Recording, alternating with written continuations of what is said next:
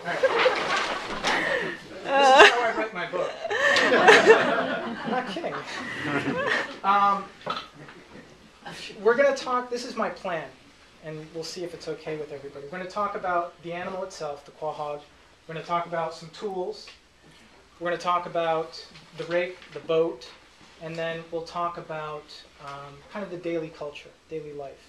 All right. So in this way, we'll be able to understand each part of it as we go along. Right. I was going to talk about management, but then so we'll skip that. All right. So what's happening here? I thought it was interesting that Captain Peleg. So he's a Quaker. You like this, huh? All right. Owner of the Pequod, named after an exterminated tribe of American Indians, mistakes a possibly fictional Pacific Islander name, Queequeg, for the Narragansett word, quahog. It's kind of cosmopolitan. Melville's into that thing, yes? So I thought that was an interesting purpose that this mistake might serve. It could also be something of an indictment of the white man. He understands, so I have here it's Bildad, but it's Peleg, wasn't it? Yeah. So Peleg misunderstands Queequeg's name.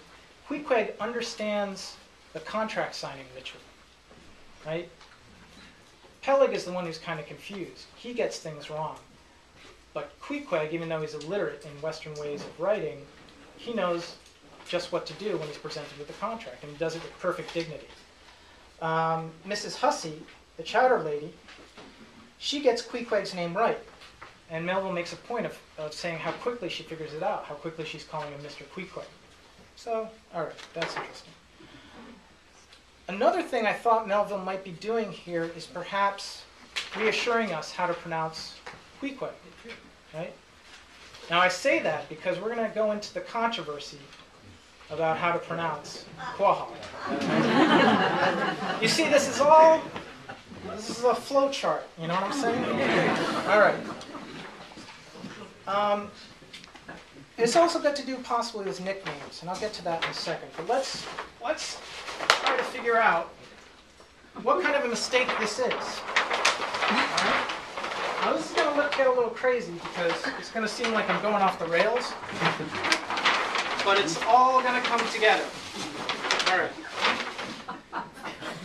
There are a couple ways of talking about what is happening when Peleg mistakes Queequeg for quahog.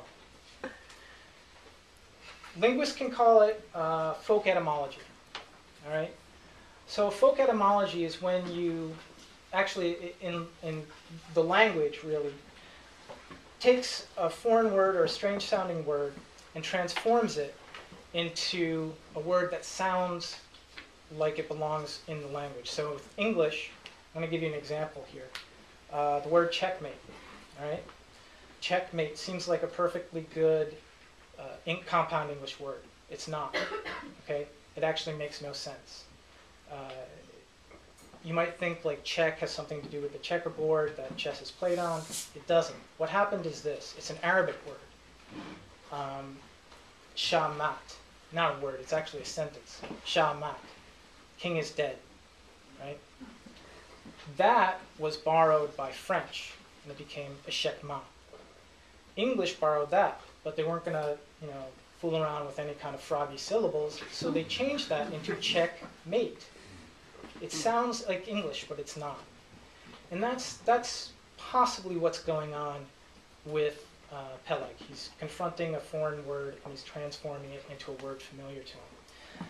There's another way of looking at this. Because Peleg's just an individual and he's making a mistake on his own, it's not...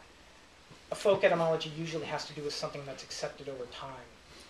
There's something called an eggcorn. All right? This is something that's come up very recently in linguistics. The linguists are playing around with this idea. Let me give you an example of that.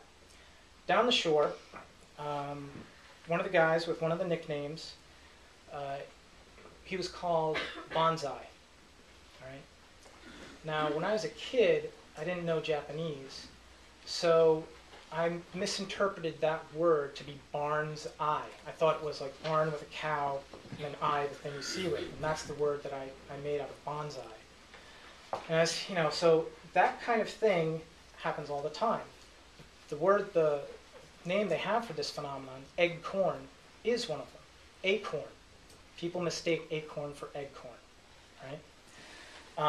Another one is Alzheimer's. People mistake, people call it old-timers disease. Right? So that's possibly what's going on here. And it seems like have I lost everybody yet? All right, so keep that in mind, right? That this is a process that can result in nicknames, right? So nicknames are important for Melville, and they're going to be important for us. You know, Flask, the third mate on the Pequod, they call him King Post.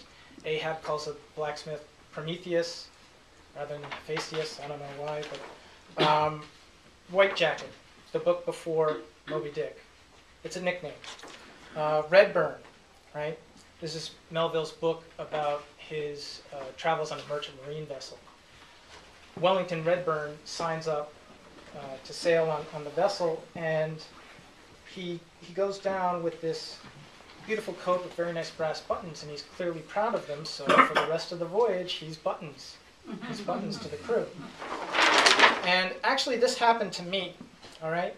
This happened to me. Down the shore, there's a guy named Jake Murray, very well-known guy, a really nice guy and a great friend, but one of the all-time great ball busters. He was a dude who would give people nicknames, and I got hit. He could make grown men cry with this stuff. So I was 10, and he started calling me Rambo, for obvious reasons. Now, one of the older guys down the shore heard Jake calling me this, and it might have been Arthur Drew, it might have been Captain Bill, I don't know who it was, but he said, "Rainbow? Why are you calling him Rainbow?" I didn't know from Rambo, so luckily that didn't catch on. I realize now I should not have told that story. All right, so let's move on to Quahaug, because that makes a lot of sense. All right. Now, this is where the connection is going to be made with folk etymologies. Okay? So we have the word Quahog, and it's spelled a few different ways. And back in 46, there was an interesting letter to the Providence Journal. Here's how it goes. Editor, your paper is reported with interest. The battle between the dredger fleet and the division of fish and game. That battle is nothing compared with the one you have started here in Newport over the spelling of the word Quahog. And in this letter, this person spells it as Melville does a few times, Quahog. Your staff has consistently used the spelling Quahog, Quahaug. Webster says you are wrong. The Encyclopedia Britannica says you are wrong, describing it as follows: Venus mercenaria, quahog, or hard clam. And it's interesting that it's spelled Quahog in Britannica. We would be interested to know what authority you can quote to justify the use of quahog. The Rhode Island Shellfishermen's Association now spells it as quahog with the A-U-G. Newport. Traditionally, the spelling in Rhode Island has been Quahug from a Narragansett Indian word meaning hard clam. It is officially recognized in Rhode Island legal language. See Chapter 236, General Laws of Rhode Island, 1938, Protection of Quahaugs. The official gazetteer of Rhode Island stresses its spelling. Quahog, point in westerly Washington County on the north shore of Quahaugs Pond. How does that pronounce? Quahaugs.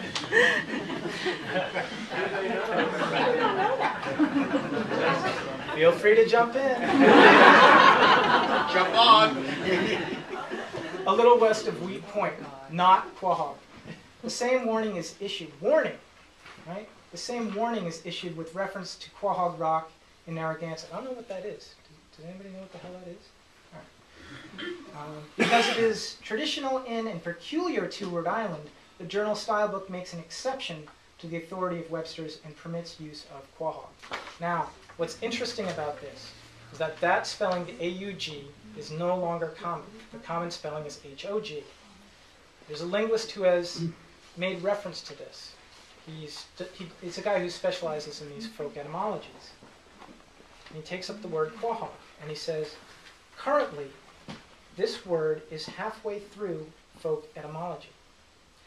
Hog, pig, and I've heard people say this, shellfishermen I've interviewed, they say that the word comes from pigs, because people used to use pigs to find the quahaugs, just like you would use them to find truffles.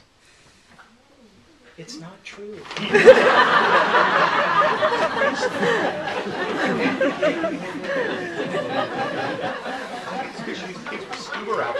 Yeah. I have heard that they were used to root out steamers.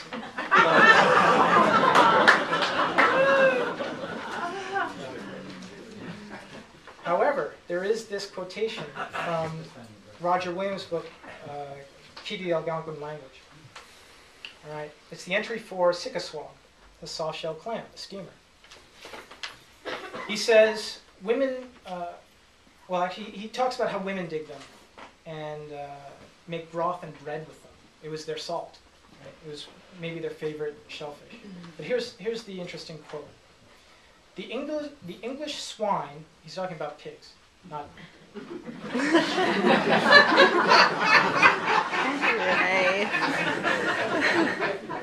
You're on my team. The English swine dig and root these clams wheresoever they come, and watch the low water, as the Indian women do. Therefore, of all the English cattle, the swine, as also because of their filthy disposition, are most hateful to all natives, and they call them filthy cutthroats. All right. So we can be happy that quahog does not come from pig. However, this is what that same linguist says, all right, about the other half of the word. We still haven't decided what to do with quah, but its likelihood of survival is very low. And that brings us to pronunciation. Let's do a little survey. I made up a handy little chart here, which would look nice in a PowerPoint.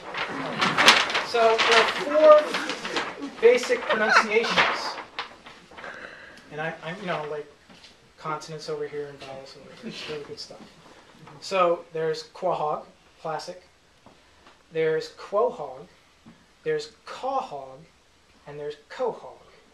So quahog. Yeah. Yeah. In my house, that's what it is. Quahog?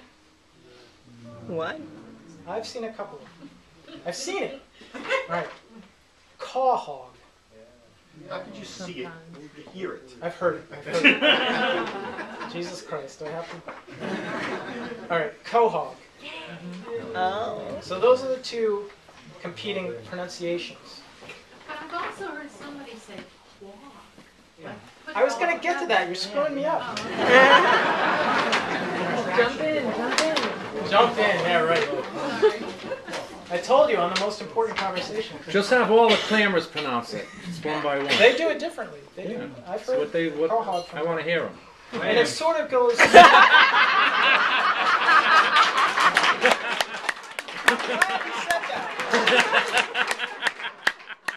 See, I say I'm going to regret inviting these dudes, but I'm glad you said that because that we're derailing here. That distinction is really important, right?